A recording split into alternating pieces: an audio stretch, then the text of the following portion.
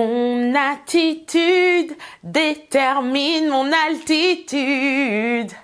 Sans aucun doute, je suis née pour conquérir. Mon attitude détermine mon altitude. Sans aucun doute, je suis née pour conquérir. Et on va voir ça aujourd'hui. À tout de suite.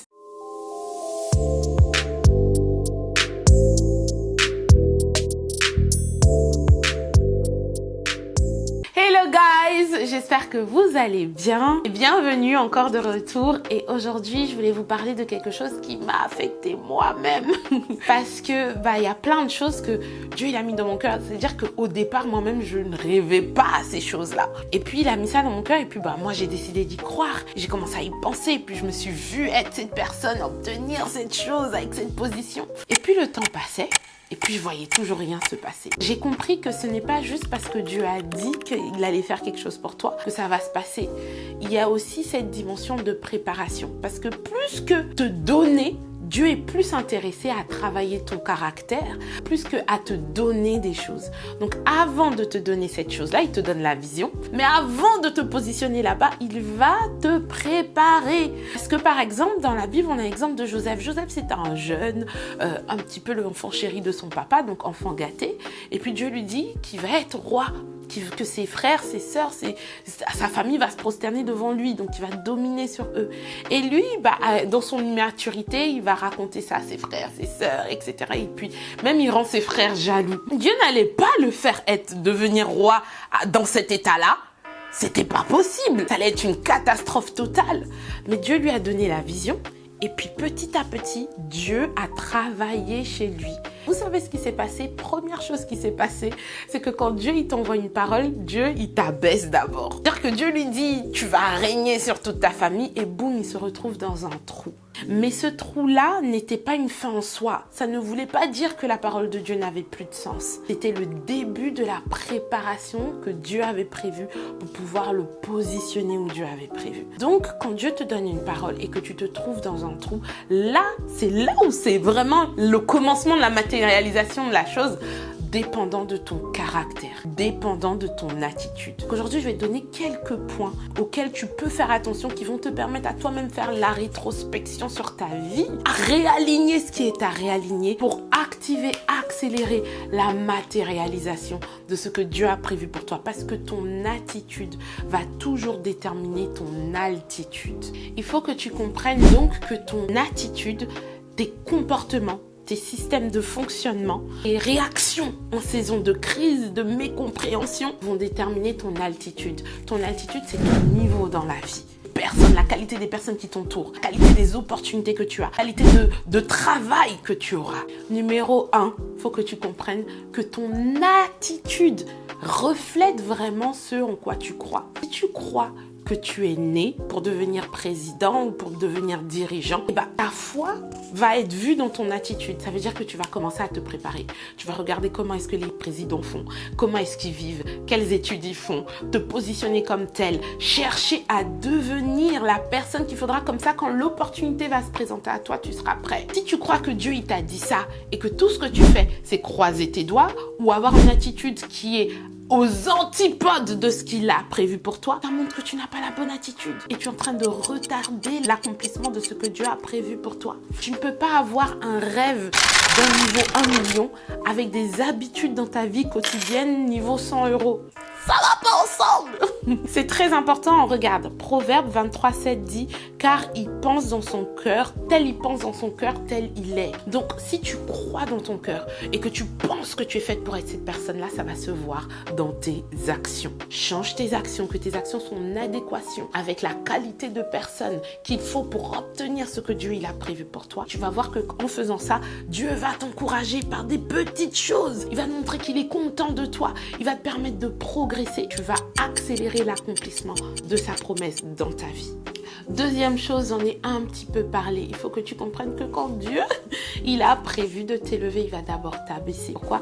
Parce qu'il veut, encore une fois, travailler ton caractère. Quand les choses ne se passent pas comme c'était prévu, quand Dieu il t'a dit que tu auras tel poste, et puis tu as vu telle offre d'emploi, et puis tu as postulé, et puis tu as fait premier entretien, deuxième entretien, troisième entretien, et qu'après on te dit non, qu'est-ce que tu fais? Tu abandonnes. Le fâche contre Dieu, ouais Seigneur, tu as dit ça, au fait tu mens, et puis moi je suis fatiguée, j'ai donné tout ça, il n'y a rien qui se passe. Quand Dieu il t'appelle à être le dirigeant et que la position qu'on te donne c'est celle de serviteur, est-ce que tu vas dire non, non, moi je suis né pour être président, je veux pas servir, c'est quoi ces trucs-là?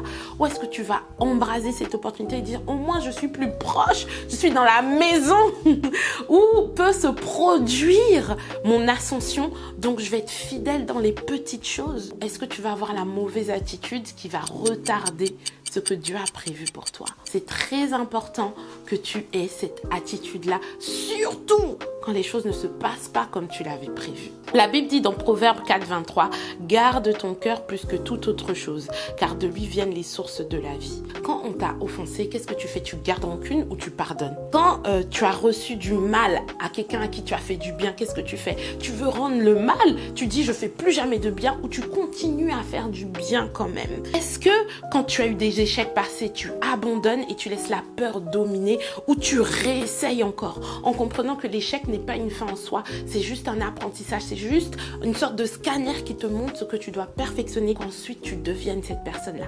Il faut que tu gardes ton cœur parce que plus la qualité de ton cœur est bonne, plus tu vas attirer de bonnes choses dans ta vie. Et si tu gardes les peurs liées aux échecs, si tu gardes l'offense parce qu'on t'a fait mal, si tu décides de commencer à faire du mal parce qu'on t'a fait du mal, tu es en train de montrer que ton cœur n'est pas d'aussi bonne qualité, donc tu ne pourras pas attirer les bonnes choses que Dieu a initialement prévues pour toi. Troisième chose que tu dois comprendre, c'est que ton succès est bâti quand personne ne voit. Souvent, on voit des gens, on dit « Ouah, du jour au lendemain, elle a eu un succès. » Non, mais il n'y a rien qui arrive par hasard.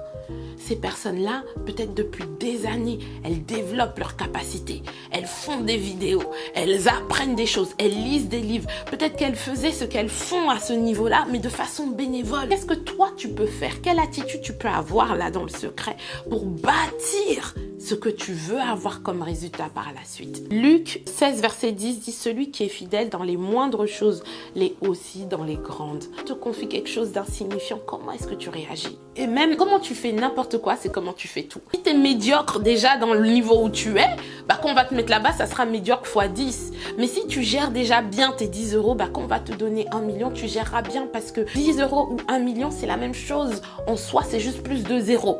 Si tu es fidèle dans le peu, on pourra te confier plus.